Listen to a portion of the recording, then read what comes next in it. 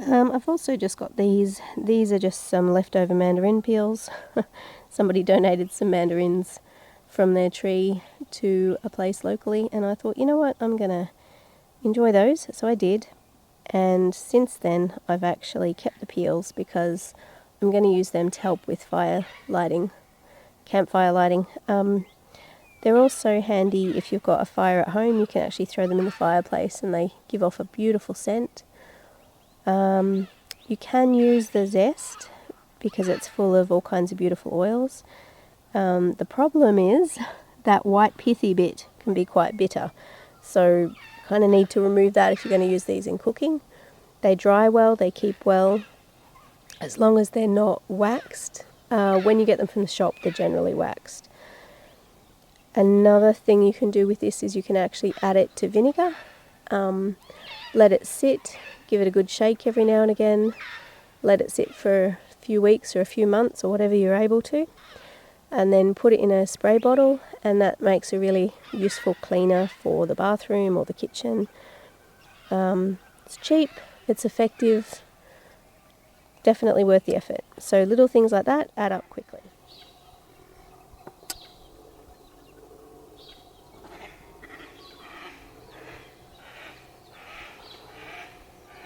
Okay, so hopefully you can see those little dots. It's a bit difficult with the light in this video, so I'm not sure if you can see all those little dots.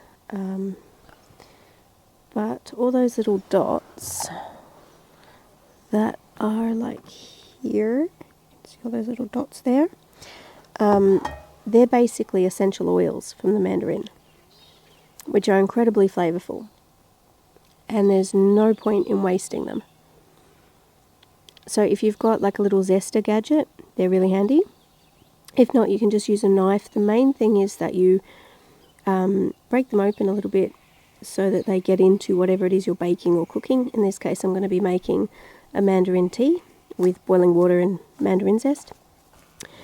And just get rid of that white pithy bit because that's quite bitter and that will ruin the flavour of whatever it is you're making.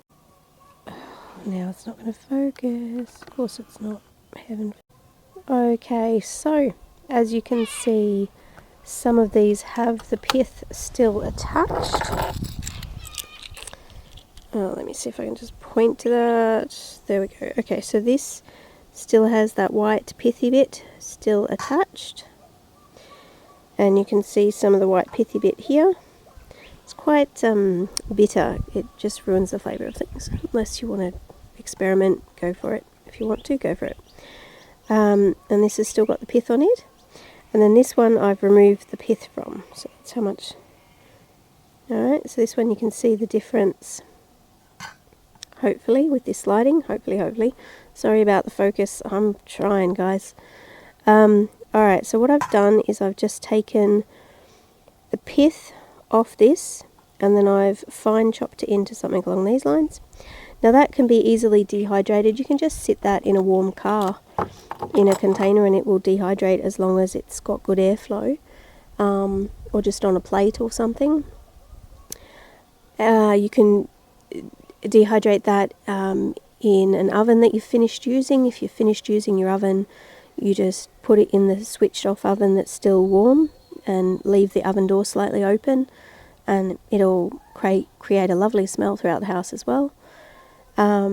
If you've just got a room heater of some kind, you just put it in a hot spot, basically, somewhere where it's warm enough that it will dehydrate, and you just leave it open with good airflow, so on a plate or something along those lines. And it'll dehydrate. I mean, in winter you can dehydrate it within a day or two easily, sometimes a couple of hours depending on where you've got it set up.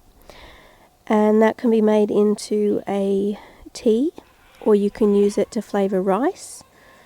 You can use it in all sorts of things, and you can actually remove this once it's finished cooking, or you can leave it and eat it.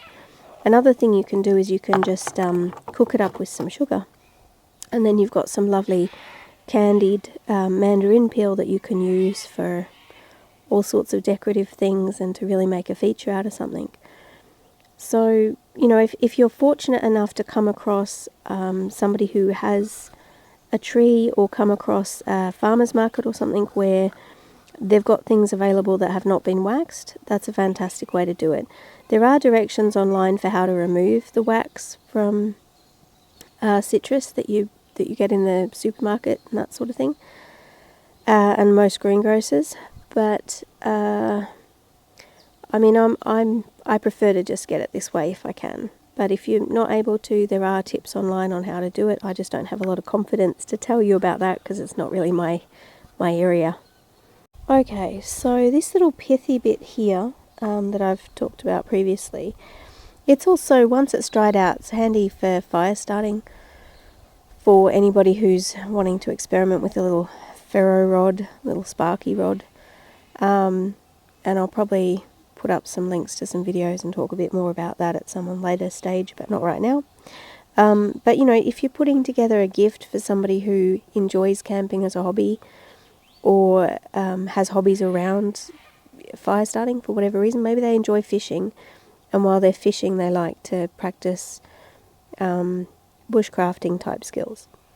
It can be useful to put into a fire starting kit that you might make yourself, and we'll probably talk more about that at a later time. So as you can see, I've been putting together this mandarin tea that hopefully the water's going to be ready to boil. Okay, so let's see. Look at that. Lovely.